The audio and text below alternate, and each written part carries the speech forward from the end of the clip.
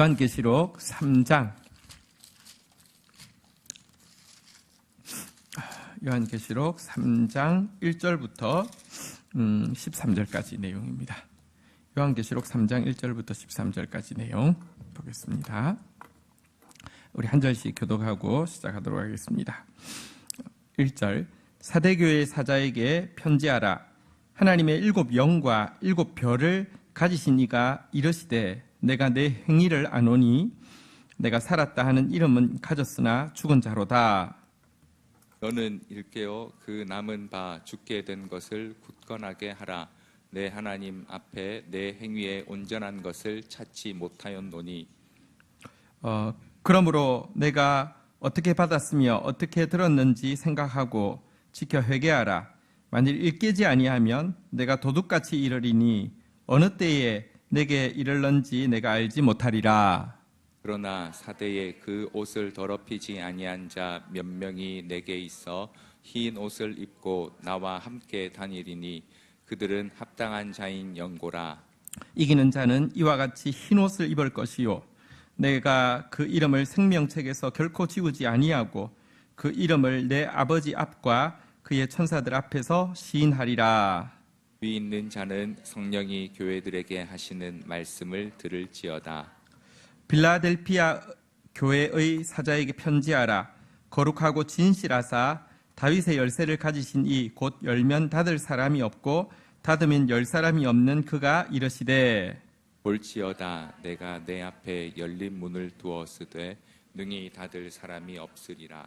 내가 내 행위를 아노니 내가 작은 능력을 가지고서도 내 말을 지키며 내 이름을 배반하지 아니하였도다. 보라 사단의 회당 곧 자칭 유대인이라 하나 그렇지 아니하고 거짓말하는 자들 중에서 몇을 내게 주어 그들로 와서 내 발 앞에 절하게 하고 내가 너를 사랑하는 줄을 알게 하리라. 내가 나의 인내의 말씀을 지켰은즉 내가 또한 너를 지켜 시험의 때를 면하게 하리니 이는 장차 온 세상에 임하여 땅에 거하는 자들을 시험할 때라. 내가 속히 오리니 내가 가진 것을 굳게 잡아 아무도 내 면류관을 빼앗지 못하게 하라. 이기는 자는 내 하나님 성전의 기둥이 되게 하리니 그가 결코 다시 나가지 아니하리라. 내가 하나님의 이름과 하나님의 성 곧 하늘에서 내 하나님께로부터 내려오는 새 예루살렘의 이름과 나의 새 이름을 그의 위에 기록하리라. 13절 같이 읽겠습니다. 시작. 귀 있는 자는 성령이 교회들에게 하시는 말씀을 들을지어다. 아멘. 오늘 본문에는 빌라델피아 교회에 대한 그 약속이 나오는데요. 사실 이 말씀은 저희 교회가 한 5년 정도 전에 이렇게 받았던 약속의 말씀이고요. 그때부터 마음속에 계속 이 말씀이 어떻게 이루어질 것인가 기대하는 마음이 항상 남아있는 말씀입니다.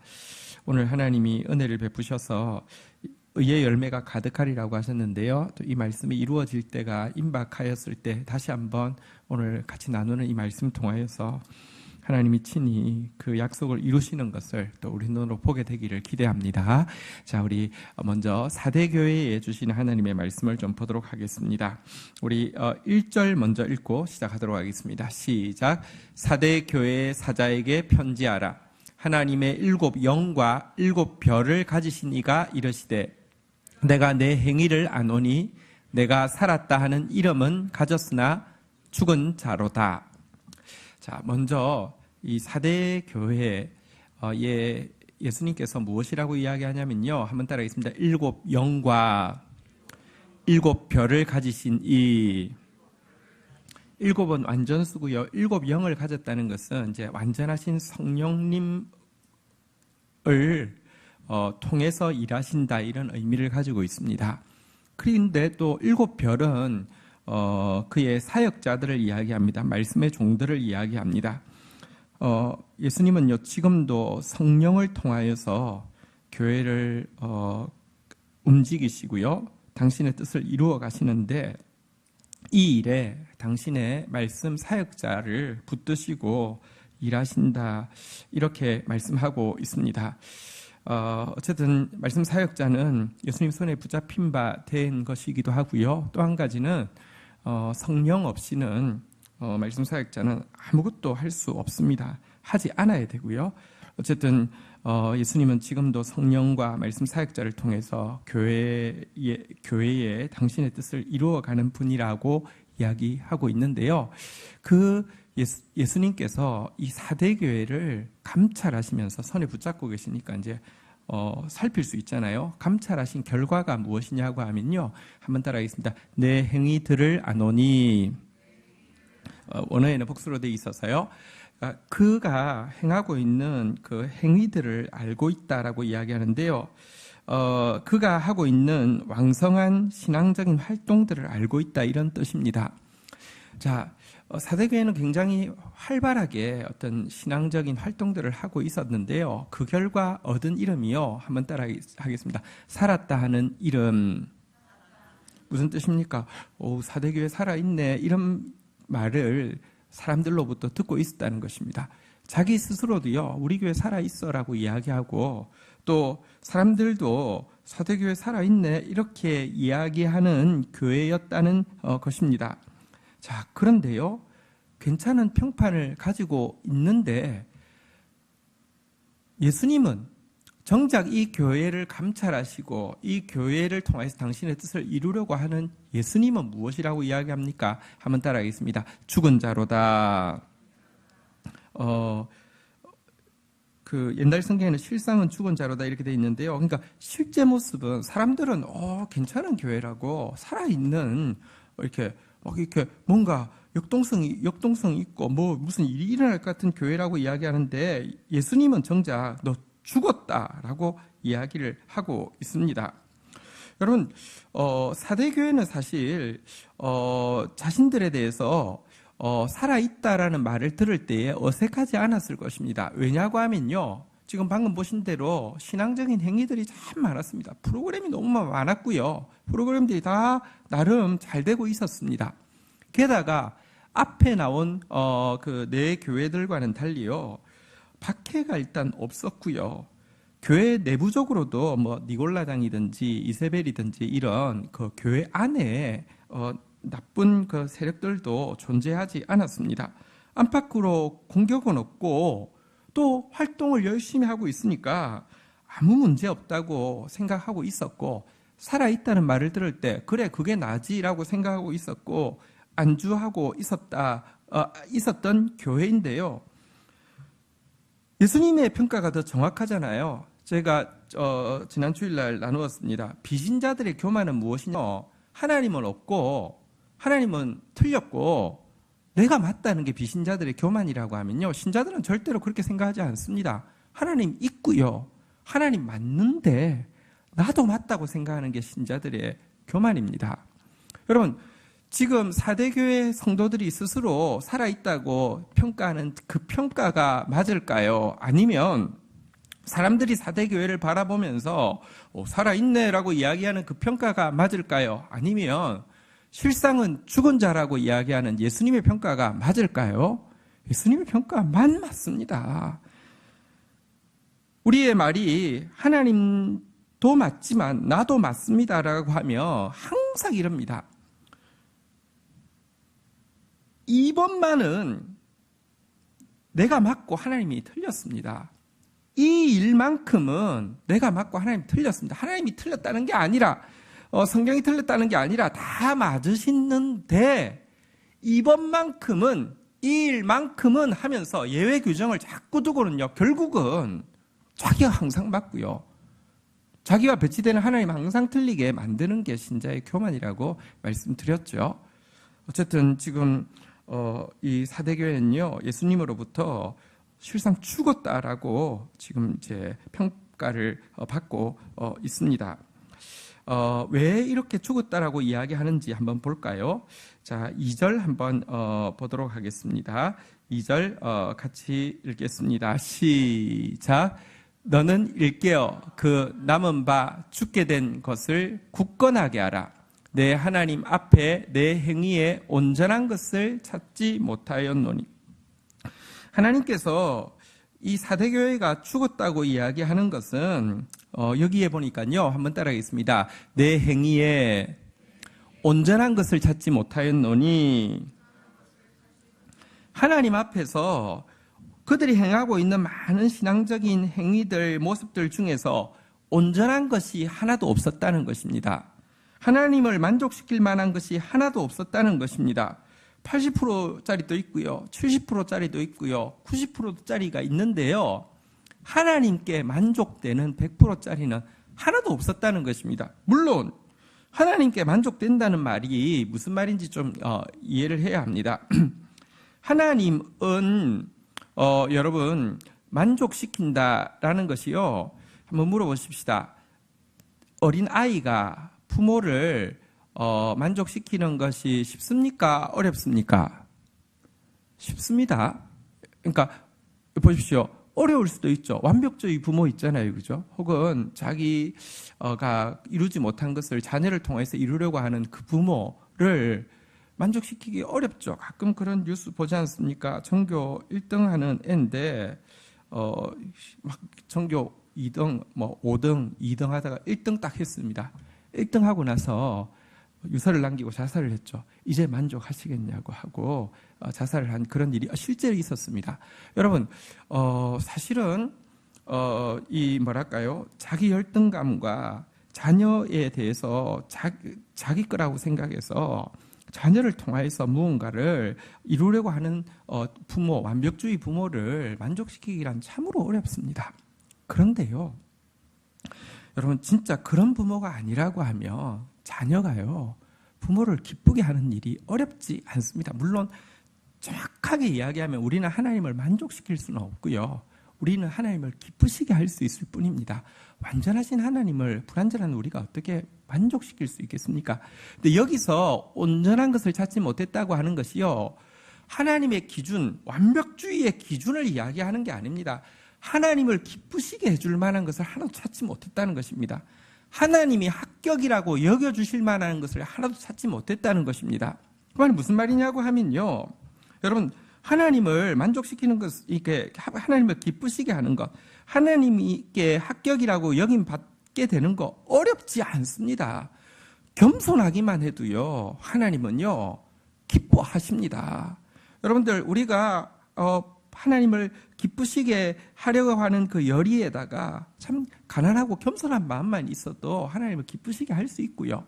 또한 우리가 성경에서 하나님은 계속 내가 온전하니 너희도 온전하라라고 이야기했는데 죄인입니다.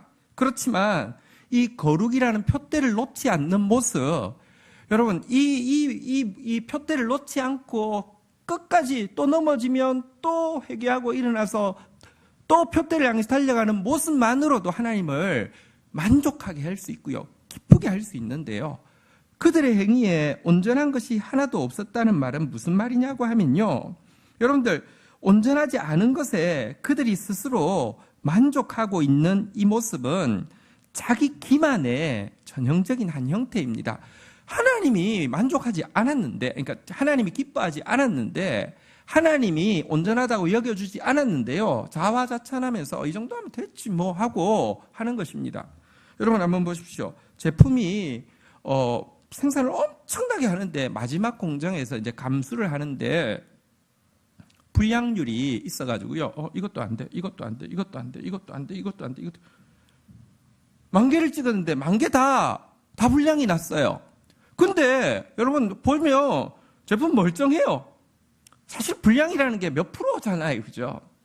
여러분, 하나님이 완전한 기준을 우리에게 드러낸다는 게 아니라, 제가 이야기했습니다. 하나님을 기쁘시게 하고자 하는 그 마음에다가 가난하고 겸손한 마음만 있어도 합격으로 여겨주신다니까요. 너희도 완전하라는 하나님의 이 푯대를 놓지 않고 부단히 또 그 앞에서 참회하고 회개하고 일어나는 모습만으로도 하나님을 기쁘시게 해드린다니까요. 합격이라고 여겨주신다니까요. 근데 그런 것이 하나도 없는데, 그럼 결국은 완제품 10,000개를 찍었는데 완제품 출하할 게 1개도 없으면, 여러분 이거는 칭찬받을 일입니까? 야단받을 일입니까? 근데 보세요. 이 검수를 하고는 주인이 화가 나서 야단을 치려고 하는데 일한 사람 입장에서 내가 안 놀고 10,000개나 했는데 왜 그러세요? 아니 보통 한 7,000개만 해도 그냥 괜찮다고 하는데 내가 열심히 해가지고 10,000개나 했는데 나한테 왜 이러시냐고 이렇게 이야기하면 됩니까? 사실은요, 사단이 우리에게 주는 아주 중요한 게, 사단 자체가 자기 기만에 쏟고 있는 존재이지만 여러분들 불완전한 것에, 온전하지 않은 것에 만족하고 안주하게 하는 것이 사단이 교회를 파괴하는 대단히 중요한 한 전형인데요. 이것 앞에서 지금 죽어가고 있다는 것입니다. 그리고 그렇게 된 중요한 이유는요, 사대교회에 어떤 박해도 없었다는 문제입니다. 교회사는 우리에게 증명을 합니다. 무박해가 박해보다 교회에 훨씬 치명적이라는 것을요, 너무너무 정확하게 증거하고 있습니다. 지금 7교회 이야기하는데 그 중에서 제일 야단맞은 교회가 사대교회예요. 근데 진짜 박해의 흔적도 보이지 않아요. 문제의 흔적도 보이지 않아요. 행위 하나만 이야기하고 있어요. 그것도 사람들한테는 괜찮다고 인정받는 행위. 그런데 죽었다라고 이야기를 하고 있습니다. 저는 여러분 스스로 안주하고요, 스스로 만족하는 편안함으로 인하여서 방심하다가 하나님을 기쁘시게 해드릴 열매가 하나도 없는 교회 되지 않도록 정말 살펴야 되겠습니다. 오늘날 우리는 하도 욕 듣는 신자, 욕 듣는 교회가 많다 보니까 욕만 안 들어도 괜찮은 교회, 그냥 그럴듯하기만 해도 괜찮다고 생각할 수 있는데요, 이 시대에도 여전히 하나님의 기준은 바뀌지 않았습니다. 그럴듯한 교회를 찾는 게 아니라 참된 교회를 찾고 있습니다. 살아있는 교회, 진짜 생명이 역사할 수 있는 교회를 많이 예수님을 기쁘시게 해드릴 수 있다는 것입니다. 어떻게 하면 사대교회가 죽었는데 살아날 수 있을까요? 3절 이렇게 이야기합니다. 같이 읽겠습니다. 시작. 그러므로 내가 어떻게 받았으며 어떻게 들었는지 생각하고 지켜 회개하라. 만일 일깨지 아니하면 내가 도둑같이 이르리니 어느 때에 내게 이를런지 내가 알지 못하리라. 한번 따라하겠습니다. 어떻게 받았으며 어떻게 들었는지 생각하고 다시 복음으로 되돌아오라는 것입니다. 바른 복음을 처음에 듣고 배웠던 바른 복음을 기억하고 다시 그 복음 붙잡고요, 순종하려고 하고요, 그 복음 순종하지 못하는 모습에 대해서 회개하라고 격려하고 있습니다. 우리 진짜 처음 복음으로 돌아가야 되고요. 처음 복음으로 돌아간다는 거 다시 좀 이야기할게요. 처음 복음으로 돌아간다고 하니까요, 우리 안에 있는 이미지는 뭐냐고 하면, 내가 예수 제일 처음 믿었을 때 그때는 참 뜨거웠는데 지금 뭐야? 이것만 자꾸 처음 복음이라고 생각합니다. 그게 아니고요, 오리지널 복음, 진짜 복음 안에 담겨 있는 이걸로 돌아가야 되는데요, 기껏 해야지. 회개한다면 처음 복음으로 돌아갑시다. 첫사랑을 잃어버렸다는 기도가요, 어릴 때 열정은 온전하지는 못해요. 그냥 순수하긴 해요. 근데 그것만으로 돌아가서 되는 것도 아니고요, 말씀으로 돌아가야 된다는 거예요. 우리가 받은 것, 우리가 들은 것, 이것이 바로 이 말씀입니다. 이 말씀으로 돌아가라는 것입니다. 이 말씀으로 돌아가는 것에만 생명이 있습니다. 지금 홍수 때에 가장 필요한 구호품 1순위가 생수라고 하지 않습니까? 교회는 너무 많습니다. 말씀은 막 어디든지 막 넘쳐납니다. 진짜 바른 말씀, 성경이 무엇이라고 가르치고 성경이 어떻게 우리에게 말하고 있는지 그 말씀으로 돌아가는 길 외에는 멀쩡해 보이는데 죽은 교회를 살릴 방법이 없다라고 이야기합니다. 그런데 만약에 그렇지 않으면요, 한번 따라하겠습니다. 만일 일깨지 아니하면, 여러분 일깬다는 단어는 2절에서도 나왔었잖아요. 2절 한번 보실까요? 너는 일깨워 이렇게 이야기했는데요, 지금 2번이나 3절 넘어가셔서요, 강조하면서 지금 너 깨라고, 일어나라고 이야기하면서, 일어나 깨지 않으면은 환란이 없어서 우린 뭐 좋아 할렐루야 하는데요, 환란자가 오는 게 아니라 예수님이 도둑같이 너희들에게 임할 것이라고, 그래서 너희를 멸할 것이라고 이렇게 경고하고 있습니다. 여러분, 사실 사대라는 지역이요, 이제 삼면이, 그러니까 남쪽 한쪽 면을 제외하고 삼면이 450m 벼랑으로 둘러싸인 도시라고 합니다. 뭐 옛날에 뭐 공성전이 주로 있던 때에는요, 너무너무 요지 중에 요지죠. 한번 보십시오. 세 면이 450m 벼랑 위에 서 있다고 하며, 길이 딱 한 개밖에 안 나 있다고 하며, 이 벼랑은 450m를 그 적들이 다수가 어떻게 올라와서 어떻게 공격을 하겠습니까? 한쪽만 막으면 되니까 완전 좋은 도시죠. 그런데요, 이 도시가 딱 두 차례 대적들에 의해서 완전히 파괴된 적이 있었는데요. 이 두 차례 파괴된 적이 전부 다 방심하고 있다가 은밀하게 침투한 게릴라, 오늘 여기 표현에 의하면 도둑에 의해서 멸망한 적이 있는 경험이 있는데요. 예수님은 그 4대 성이 아니라 너희 교회에 내가 그렇게 임해서 심판할 것이라고 이렇게 지적을 하고 있습니다. 어쨌든 여러분, 안주하지 않도록, 물론 지금 우리 교회의 사정을 한번 생각해 봅니다. 한편으로는요, 이런 생각해봐요. 어떤 교회는 좀 편하게 잘 가는 것 같은데, 어떤 성도는 편하게 잘 가는 것 같은데, 어떤 성도는요, 어떤 교회는요, 매번 걸리는 데가 있어요. 매번 일이란 일은 다 겪어야 되고, 시험이란 시험은 다 받아야 되고, 문제란 문제는 다 생기고, 그래서 왜 우리는 왜 이렇게 하나님한테 밉보여가지고 이런가, 이런 생각을 할 때가 있어요. 그런데 우리 일단 오늘 이 사대교회를 보시면서 한 가지는요, 아까도 말씀드렸지만 환난이 없는 것이 축복이 아니라 환난이 있는 것이요, 그 환난 가운데 그 풍랑 인연하에서 주님 더 의지할 수 있는 것이 축복임을, 그래서 하나님 환난을 인하여서 감사합니다 라고 오늘 고백할 수 있었으면 좋겠고요. 혹 또 우리 개개인적으로 지금 평안의 때를 지나고 있다고 하면, 혹 또 우리에게 하나님께서 공동체적으로 평안의 때를 주신다고 하면, 그때에 여러분, 안주함으로 말미암아, 방심함으로 말미암아 대적이 문제가 아니라 주께서 도둑같이 심판하시는 그런 심판을 받지 않는 저와 우리 교회가 되기를 주의 이름으로 축복합니다. 자, 이제 그럼에도 불구하고 이렇게 칭찬하고 있습니다. 우리 4절, 5절, 6절 교독하겠습니다. 그러나 사대에 그 옷을 더럽히지 아니한 몇 명이 내게 있어 흰 옷을 입고 나와 함께 다니리니 그들은 합당한 자인 영고라. 이는 자는 이와 같이 흰 옷을 입을 것이요, 내가 그 이름을 생명책에서 결코 지우지 아니하고 그 이름을 내 아버지 앞과 그의 천사들 앞에서 시인하리라. 6절 같이 읽겠습니다. 시작. 귀 있는 자는 성령이 교회들에게 하시는 말씀을 들을지어다. 예수님은 사대교회가 죽었다, 실상 죽었다라고 이야기했는데도요, 4절에 보니까 이런 말씀을 하시네요.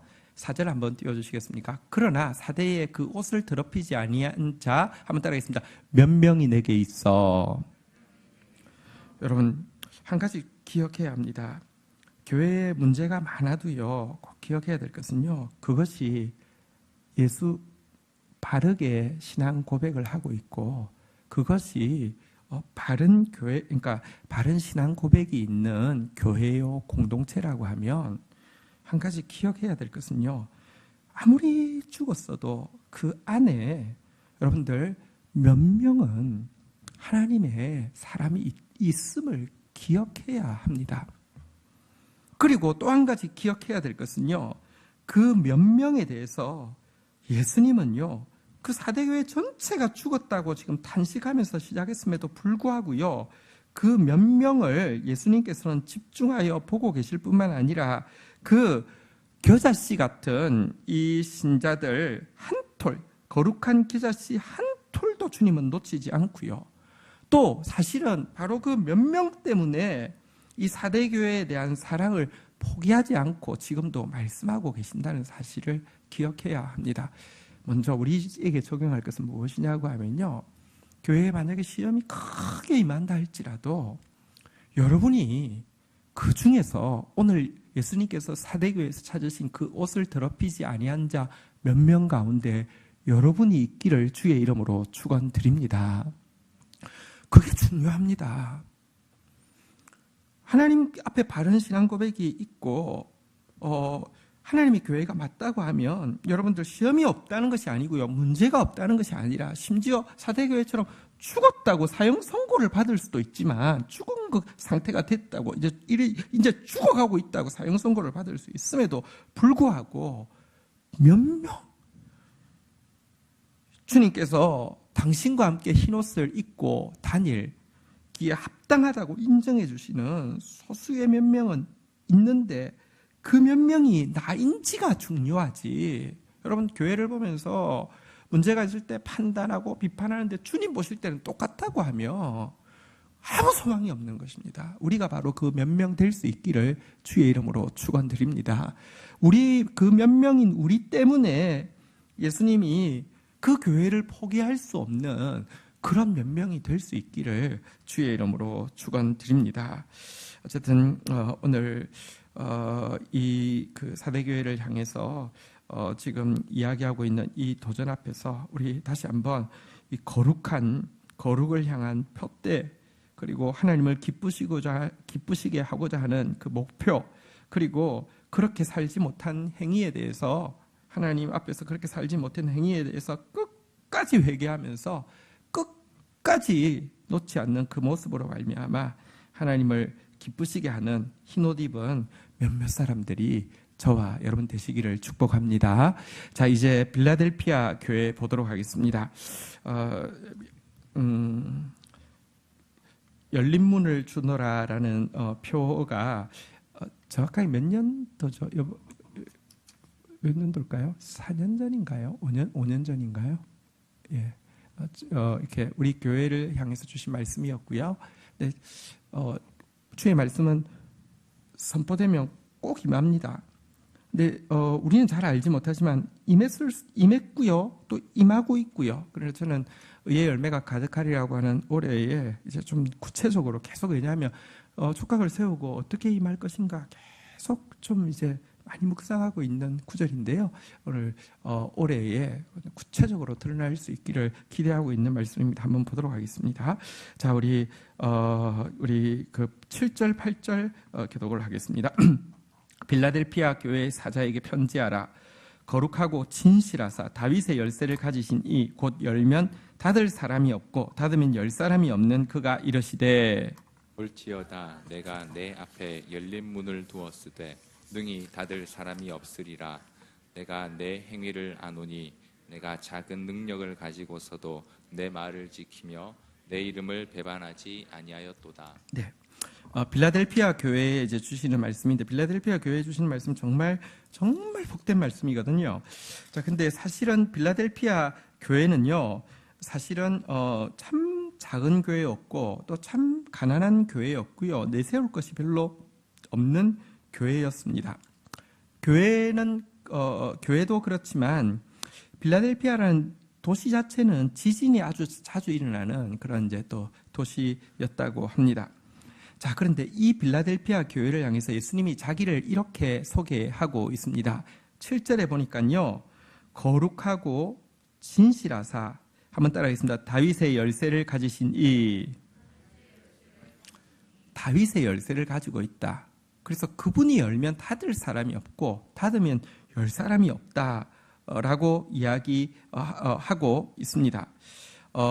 이 다윗의 열쇠를 가지신 이가 이 빌라델피아 교회에 이와 같은 약속을 하고 있습니다. 열쇠와 관련해 가지고요. 8절에 보니까요, 무엇이라고 약속하냐고 하면요, 한번 따라하겠습니다. 내가 내 앞에 열린 문을 두었으되, 다윗의 열쇠를 가지고 있어서 열면 닫을 뿐이 없는 그분이 이제 빌라델피아 교회를 향해서 선포합니다. 내가 너 앞에 이제 열린 문을 두었다, 이렇게 이야기합니다. 주께서 열었으니까요, 아무도 닫을 수 없는 것이죠. 열린 문을 두었다라는 말이 무슨 말인지 일단 조금 소개를 하겠습니다. 이 말씀은요, 히스기야 왕 때에 왕의 창고를 새롭게 맡게 될 충성스러운 엘리야김이라는 사람한테 이렇게 주신 축복의 말씀을 인용을 하고 있는 것인데요. 이사야 22장 22절 한번 보도록 하겠습니다.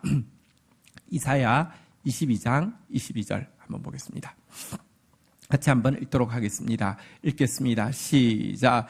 내가 또 다윗의 집의 열쇠를 그의 어깨에 두리니 그가 열면 닫을 자가 없겠고 닫으면 열 자가 없으리라. 자, 야김에게 주신 이 약속의 말씀은 구체적으로 무엇일까요? 그의 직분이 무엇이냐고 하면요, 나라의 창고를 맡는 사람인데요, 이제 새로 맡게 되었는데 그에게 다윗의 열쇠를 주어서 열면 닫을 자가 없고 닫으면 열 자가 없다고 했다는 말은 구체적으로 무슨 일일까요? 그가 왕궁과 왕의 창고를 자유롭게 출입할 수 있는 권세가 이제 그에게 주어졌다는 것입니다. 왕궁과 왕의 창고에서 출입하면서 필요한 것을 얼마든지 그 보아들을 마음껏 필요한 일에 쓸 수 있는 권세가 부여되어졌다는 것입니다. 그렇다고 하면 지금 빌라델피아 교회의 8절로 다시 본문 8절로 가셔서요. 빌라델피아 교회 성도들에게 주어진 말씀이 무엇입니까? 천국을 자유롭게 출입할 뿐만 아니라 천국에 있는 보아들을 마음껏 가지고 사용할 수 있는 권세를 부여하시겠다는 것입니다. 우리가 요즘 계속 서로 고백하고 있는 내용이죠. 축복의 통로가 되게 하시고 축복으로 다스리는 사람 되게 하시고 그 마음껏 천국의 보화를 끄집어다가 사용할 수 있는 권세를 주신다는 말이 열린 문을 두었다는 약속의 의미입니다. 우리 한번 이거 분명히 우리 교회 공동체에 주셨고요. 지금 주고 계시고요. 또 구체적으로 드러날 것인데요. 한번 우리 믿음으로 고백하겠습니다. 열린 문을 두노라. 예, 성경이 가끔씩 이렇게 구절이 이렇게 바뀌다 보니까 그때는 주노라라고 되어 있습니다. 여기 두노라고 되어 있네요. 그러니까 어쨌든 여러분 다시 한번 그냥 옛날대로 한번 해보겠습니다. 열린 문을 주노라. 천국의 보화를 마음껏 끄집어내어서 사용할 수 있고요. 천국을 마음껏 왕래하면서 하나님과 교제할 수 있는 특권을 주시겠다라고 빌라델피아 교회에 약속하셨고요. 부족하지만 저희 교회에 약속하셨습니다. 저는 하나님 주신 약속의 말씀을 믿습니다. 자, 그런데요, 왜 주셨는지 이유가 여기 있습니다. 한번 따라하겠습니다. 작은 능력을 가지고서도 내 말을 지키며 내 이름을 배반하지 아니하였도다.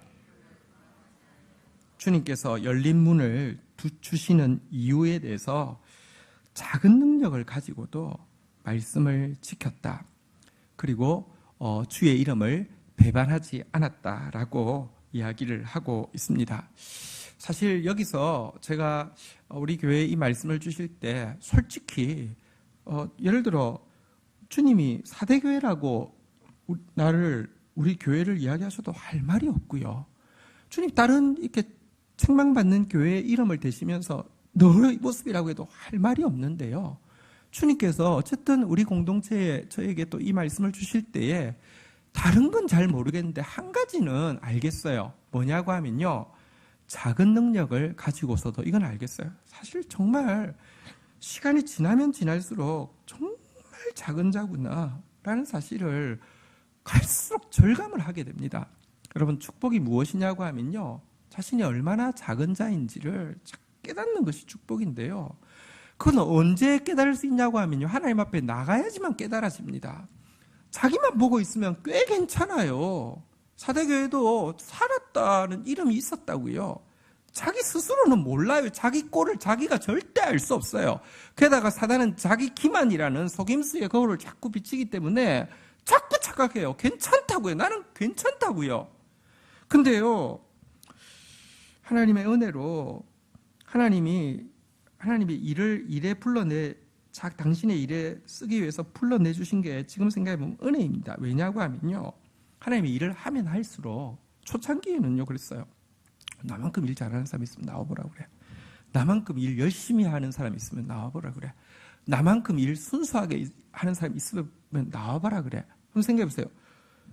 순수한 데다가 열심히 있는 데다가 잘하기까지 하니 와 괜찮아요. 가성비가 좋아요. 돈 별로 안 들여도요 하나님이 쓰실만 해요. 하나님 사람 보는 눈은 있으셔가지고 참 하나님 나 때문에 좀 덕 많이 보십니다. 이런 생각 솔직히 했어요. 근데요 알고 나서 보니까요 정말로 정말 말도 안 되는 일이었습니다. 제가 그런 이야기 하죠. 여러분 그 람보르기니라는 차를 너무 좋아하는 공업고등학교 자동차 학과를 나온 학생이 이제 졸업해서 이제 직장인 있는데요. 람보르기니를 너무 좋아하는 학생이 있었는데 자기 집 아파트에 람보르기니가 서 있는 겁니다. 너무 감동을 한 거죠. 그리고 주인은 틀림없이 이런 차를 타는 주인은 너무 훌륭한 사람일까 이런 생각도 하고요. 내가 사랑하는 이 차 내가 뭘 해줄 수 있을까 이래가지고요. 정말로 열심히 정말로 순수한 마음으로 게다가 정말로 고등학교 때 그 자동차학과에서 1등 했다고요. 자기가 정말로 자기 생각할 때는 가장 마스터피스로 엔진을 하나 만들어가지고요. 내가 이 람보르기니에게 순수하니까 돈도 바라지 않고 내가 이거 만들으라고 6개월 동안 잠도 안 자고 퇴근하면은 매일같이 해가지고 이것을 람보르기니에게 바칩니다 해가지고 차 뚜껑을 열고는요 밤에 람보르기니 엔진을 떼내고는요 그걸 딱 끼워놓고 문을 딱 닫아놓고는요 그 다음날 아침에 차주가 왔을 때 인사를 탁 드리면서 선생님께서는 저를 잘 모르시지만 저는 선생님 잘 알고 있습니다 하면서 제가 지난 6개월 동안 정말 밤을 새워가면서 제가요 그리고 또 고등학교 때 이 성적표를 보여주면서 제가 이거 1등 했다고 1등 제가 진짜 저의 모든 기술을 다 해가지고 그렇다고 돈을 바란 것도 아니에요. 난 그냥 이 차가 좋았던 거예요. 그래서 엔진을 하나 만들어서 제가 바꿔놨으니까 마음껏 타십시오 하면 그 주인이 손을 잡고 고맙네. 나는 자네 같은 젊은이를 본 적이 없어 하면서 고마워할까요? 고소할까요? 고소하겠죠. 고소하면 얼마 물어줄까요? 람보르기니 값이 만약에요 5억이라고 하면 어쩌면요 5억에다가 게다가 또 명품들은요 값이 차가 거꾸로 시간이 지날수록 올라가는 경우도 있거든요. 얼마 물어줘야 될까요? 어쨌든 여러분 나는 열심히 하면 잘하면 순수하면 다 하나님 덕 보는 줄 알았어요. 아니요. 내가 하는 것은요 아까 그 고등학생이 만든 엔진보다 조악한 것이고요. 천국제에 내 거를 어떻게 끼웁니까?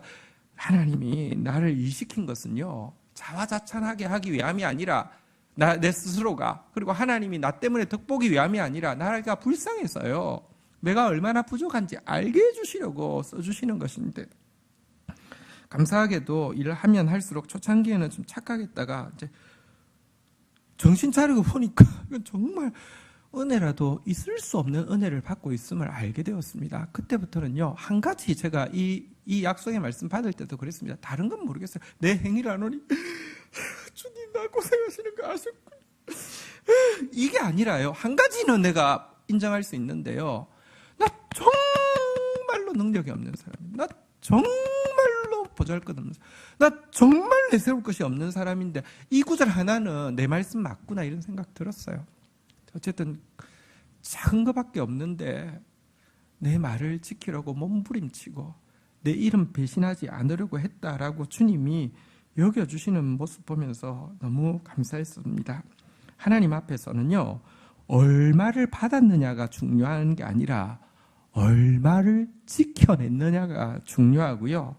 한때 얼마나 헌신적이었느냐가 중요한 게 아니라 끝까지 얼마나 충성됐냐가 중요하다는 것입니다. 어쨌든 빌립보 교회는요 작은 것 받았지만 지켜내는 공동체였고요. 여러분들 한 번 받은 것 중간에 변하지 않고 끝까지 충성하는 교회였던 것입니다. 그러니 너는 천국의 것 마음껏 갖다 써도 돼. 라고 너는 천국에 마음껏 들어와서 나랑 교제해도 돼. 마치 엘리야김이 왕궁을 마음껏 왔다 갔다 하고 창고를 마음껏 왔다 갔다 해도 되는 것처럼 이렇게 약속을 하고 있습니다. 이 약속 우리에게 주신 것입니다. 그렇다고 하면 이 공동체를 구성하고 있는 우리 모두 한 명 한 명이 이 약속의 사람이 되고 이 특권을 누리는 저와 여러분들 되시기를 주의 이름으로 축원드립니다. 자, 하나님께서 이렇게 말씀하시고는 또 보너스를 이렇게 이야기하고 있습니다. 우리 첫 번째 보너스 9절입니다. 같이 한번 읽도록 하겠습니다. 읽겠습니다. 시작. 보라, 사탄의 회당 곧 자칫 유대인이라 하나 그렇지 아니하고 거짓말하는 자들 중에서 몇을 내게 주어 그들로 와서 내 발 앞에 절하게 하고 내가 너를 사랑하는 줄 알게 하리라. 하나님께서 빌라델피아 교회 작은 능력 가지고 지켜내고 배반하지 않는 그 교회에 대한 당신의 사랑을 증거하기 위해서 첫 번째 보너스가 있는데요. 여기 보니까 사탄의 회당 이라고 이야기하는데요. 이것은 누구를 이야기하냐고 하면 유대교인들을 이야기합니다.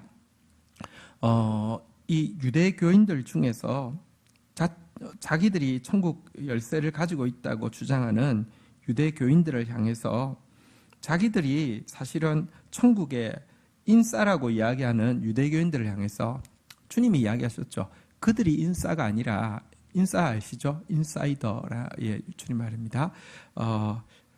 너가 핵심 인싸다. 그들은 아싸고 너가 핵심 인싸다라고 이야기를 하셨는데, 그런데 유대인들이 자기들이 아브라함 자손이기 때문에 천국 열쇠를 가지고 있다고 이야기하니까, 인싸라고 이야기하니까 거짓말쟁이라고 지금 이야기를 하고 있는 것입니다. 그런데요, 그들 중에 몇 명, 천국의 열쇠를 가졌다고 주장하는 유대 교인들 중에서 몇 명을요, 그들 앞에 와서 발 앞에 절하게 하겠다라고 이야기하고 있습니다.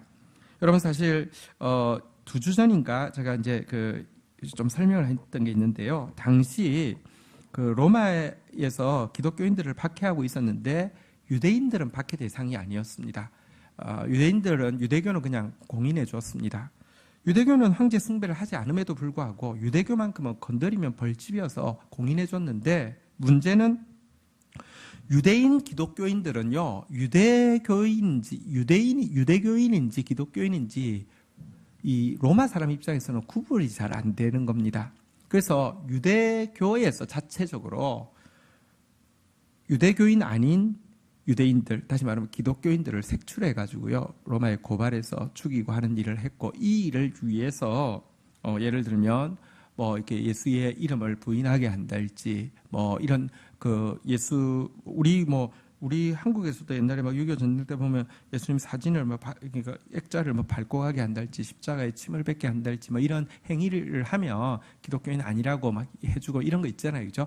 그런 간별사 역할을 유대인들이 하고 있었던 것입니다. 그랬던 자들을요, 그 몇 명을요, 어쩌면 얼굴도 알고 있는 기독교 공동체의 많은 사람이 그 사람에게 발각되어 가지고 로마로, 그러니까 행정부로 넘겨져 가지고 처형당하게 했던 그 사람들 중에 몇 명이 무릎 꿇고 절하면서 돌아와서 예수가 하나님이시라고, 나도 그 복음을 받겠다라고 고백하게 함으로 말미암아, 한번 따라하겠습니다. 내가 너를 사랑하는 줄 알게 하리라. 여러분, 이게 진짜 복수잖아요. 그 사람들 암살단을 형성하면 내가 힘을 줘서 그것들을 처단하게 해주겠다. 그게 무슨 복수겠습니까? 진짜 복수는요, 그랬던 사람들이 무릎 꿇고 와서 절을 하면서 당신들이 믿는 예수가 진짜 하나님이셨다라고 고백하고 돌아오는 게 정말 복수 아니겠습니까? 그렇게 하게 해주겠다라고 이야기하고 있습니다. 저는 이 말씀이 구체적으로 어떻게 이루어질 것인가 계속 좀 궁금합니다. 우리 공동체 가운데서 주님 주셨던 말씀이니까 어떻게 이루어질 건가 궁금하고요. 또 알 수 있게 임할 거라고 생각하고 있습니다. 자, 그리고 두 번째 보너스 10절 한번 보도록 하겠습니다. 같이 읽겠습니다. 시작. 내가 나의 인내의 말씀을 지켰은즉 내가 또한 너를 지켜 시험의 때를 면하게 하리니 이는 장차 온 세상에 임하여 땅에 거하는 자들을 시험할 때라. 자, 두 번째 보너스는 뭐냐고 하면요, 한번 따라하겠습니다. 인내의 말씀을 지켰은즉. 이 말의 뜻은 말씀을 인내함으로 지켰다는 뜻인데, 근데 표현이 너무 재밌죠. 다시 한번 따라하겠습니다. 인내의 말씀. 여러분, 말씀이 임하면요, 그때부터 여러분 해야 될 일이 있습니다. 뭘까요? 인내. 하나님의 말씀은요, 씨앗과 같아서, 여러분, 씨앗은 바로 먹는 게 아니죠, 그죠? 물론 아몬드 같은 거 커서 바로 먹을 수 있지만, 만약 그렇게 먹으면 아몬드는 더 이상 안 나올 것 아닙니까? 씨앗은요, 말씀은 씨앗이기 때문에, 말씀은요, 들어오는 순간부터 인내가 필요합니다. 인내 없이는 아무것도 이루어지지 않습니다. 근데 어쨌든 빌라델피아 교회는요, 말씀이 들어올 때 인내함으로 지켰습니다. 이들에게 주님께서 무엇을 약속하고 있냐고 하면요, 시험의 때를 면하게 해주겠다. 어떤 시험의 때냐? 장차 온 세상에 임하여 땅에 거하는 자들을 시험할 때라 그랬는데요. 지금 빌라델피아 교인들에게 실질적인 약속이어야 하니까 구체적으로는 이 온 세상은 지금 이제 그 소아시아에 있으니까 소아시아 지역에 곧 임할 어떤 대규모 박해의 때에 특이한 하나님의 방법으로 빌라델피아 교회는 그 환난 가운데 빠지지 않게 하겠다는 약속입니다. 이런 경우는 성경에도 있지요. 여러분, 수넴 여인이 정말로 인내함으로 말씀을 지켜내고요. 또 약속으로 받은 아들이지만 죽었잖아요. 그래서 진짜 말씀은요, 받았는데 죽은 것처럼 보일 수도 있습니다. 그러나 인내함으로 지켜냈더니 부활로 되돌려 받았죠. 그랬던 그를 그 땅에 기근이 임하였을 때 하나님께서 피하게 하시고, 또 때가 되니까 돌아오니까 그 기근 때에 낯설 거에 대해서도 계산해서 다 돌려받게 하시고, 이런 일이 있잖아요, 그죠?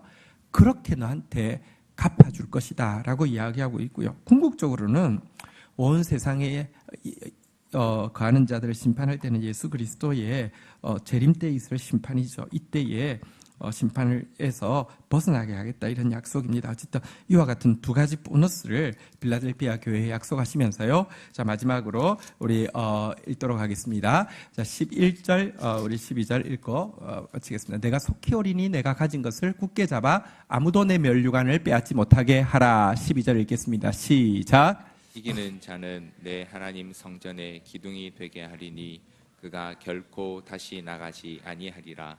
내가 하나님의 이름과 하나님의 성 곧 하늘에서 내 하나님께로부터 내려오는 새 예루살렘의 이름과 나의 새 이름을 그의 위에 기록하리라. 아멘. 13절은 같은 내용에서, 자, 여기 보니까요, 이제 그러면서 이 빌라델피아 교회의 작은 능력을 가지고 말씀을 지키고 인내함으로 말씀을 지키고 주의 이름을 배반하지 않는 충성스러운 교회에다가 11절에 이렇게 격려하고 있습니다. 우리에게 주시는 격려입니다. 한번 따라했습니다. 내가 속히 오리니. 여러분, 주의 말씀 믿으십시오. 주님이 속히 온다고 하면 결국 그 속히 오는 것입니다. 물론 우리 눈에 볼 때는 속히 온다 해놓고는 별로 오지 않는 것처럼 보일 수 있습니다. 근데요, 다시 한번 따라하겠습니다. 하나님만 맞고 나는 틀렸습니다. 이루어지고 나서는요, 보면 이게 나에게는 최단 시간이었다고, 가장 속히였다고 꼭 고백하게 될 것입니다. 주님이 제일 정확합니다. 속히 오리니 내가 가진 것을. 지금 가진 게 무엇입니까? 적은 능력밖에 없습니다. 그런데요, 주님은요, 그것 가지고 지킨 거, 그것 가지고 인내한 거, 그걸 가진 것이라고 이야기합니다. 굳게 잡아 아무도 내 면류관을 빼앗지 못하게 하라. 여러분들, 우리 정말 부족하고 눈앞에 보이는 건 없지만 주님이 가진 거 있다고 이야기하시고요, 그거 붙잡으라고 이야기하시고요, 그것이 면류관이라고 이야기하십니다. 우리 끝까지 어쨌든 주님 원하시는 대로 우리 붙잡고 나아가는 공동체 되기를 주의 이름으로 축원드립니다. 12절에 보니까요, 약속하고 계시죠. 한번 따라하겠습니다. 성전의 기둥. 예, 기둥이니까 뭐 나갈 수가 없겠죠. 성전에서. 그러니까 하나님 나라 기둥되게 하겠다. 이렇게 이야기하고 있고요. 한번 따라하겠습니다. 하나님의 이름, 새 예루살렘의 이름, 예수님의 새 이름, 이 세 가지를 기둥에다 기록하겠다 이야기했는데요. 기둥 이야기만 간단하게 이야기하고 마무리하겠습니다. 세 가지 이름은 이제 첫 번째 이름이 하나님의 이름이잖아요. 그죠? 하나님 백성이라는 뜻이죠. 두 번째 이름이 새 예루살렘의 이름이죠. 새 예루살렘은 천국을 이야기하죠. 천국 백성이라는 뜻이죠. 세 번째 이름은 예수님의 새 이름. 예수님의 새 이름이라면 승리하신 예수님을 이야기합니다. 승리하신 예수님의 백성임을 그 기둥에다가 새겨서 공개적으로 인정하겠다는 뜻인데요. 성전의 기둥만 조금만 설명할게요. 성전의 기둥 성경에 나오죠. 무엇입니까? 한번 따라하겠습니다. 야긴, 보아스. 자, 그런데 우리 교회는 제가 설명해서 기억하실 텐데, 여러분 성전의 기둥은 무엇입니까? 성전을 떠받드는 것입니까? 아니죠. 성전 앞에 에덴 동산에 있던 나무 형상으로 만들어진 독립된 구조물이고요. 성전을 떠받치는 게 아닙니다. 우리 교회에서 직분자 세울 때 기둥 같은 일꾼 되게 하시고 자꾸 이런데, 그러면서요, 사실 막 이제 좀 너무 안타까운 일은 막 이제 교회 재정이 부족하며 일꾼들 막 세우고 그다음에 또 돈 얼마씩 내게 하고 막, 근데 그거 잘못된 것입니다. 그래서는 안 됩니다. 그리고 또 원래 성전의 기둥이라는 게 그런 게 아닙니다. 성전이 있으면 성전 앞에 두 기둥이요, 그냥 성전하고 아무 상관없이 독립된 구조물이고요. 그 위에 보면요, 그러니까 열매들이 꽉 그냥 완전히 그냥 열매로 덮여 있어요. 이 구조물에. 그 위에는 또 보면요, 아름다운 그 종려나무 가지가 이렇게, 백합화가 이렇게 펴 있어요. 꽃, 열매가 있는 에덴 동산의 기둥이다. 하나님의 나무다. 이런 것이에요. 천국의 나무가 되게 하겠다. 열매 맺는 천국의 나무가 되게 하겠다. 이런 이제 약속이죠. 어쨌든 이 약속을 우리 공동체에 주셨는데요. 한 절 한 절이 계속 많이 생각하는 내용입니다. 구체적으로 어떻게 이루어질지 잘 모르지만 한 가지 확실한 것은요, 끝까지 주의 약속의 말씀 붙잡고 작은 능력 가지고 인내하면서 기다리면 반드시 이 약속 하나도 땅에 떨어지지 않고 이루어질 줄을 믿습니다. 어쨌든 오늘 우리 빌라델피아 교회와 사대교회 주신 약속의 말씀 붙잡고 한번 기도하며 나가는 시간 가지도록 하겠습니다. 기도할 때 눈 안 감으셔도 되고요. 그 구절들에서 나에게 주신 말씀이 있으면 붙잡고 기도하는 것이 좋겠습니다. 우리 같이 한번 기도하며 나가겠습니다. 하나님 감사합니다. 오늘 정말 또 은혜로 저희들에게 사랑으로 경고하시며 사대교회의 모습을 돌아보라고, 또 은혜로 약속하시며 빌라델피아를 향한 말씀들을 허락하여 주셔서 감사합니다. 한 구절 한 구절 앞에 두렵고 떨림으로 서며 주님을 기쁘시게 하기 위하여서, 또 주신 주의 약속의 말씀 붙잡기 위하여서, 하나님 또 온전의 표대를 향하여서 끊임없이 또 거룩한 불만족을 가지고 추구하면서 주님 앞에 서다가 열린 문을 주었다고 하시는 주의 약속의 말씀을 맛보할 수 있도록 의의 열매가 가득하게 하시겠다고 한 주의 축복을 손으로 만진 바 되어질 수 있도록 주의 백성들 한 분 한 분 축복하여 주시옵소서. 감사합니다. 예수 그리스도의 이름으로 기도 올립니다. 아멘.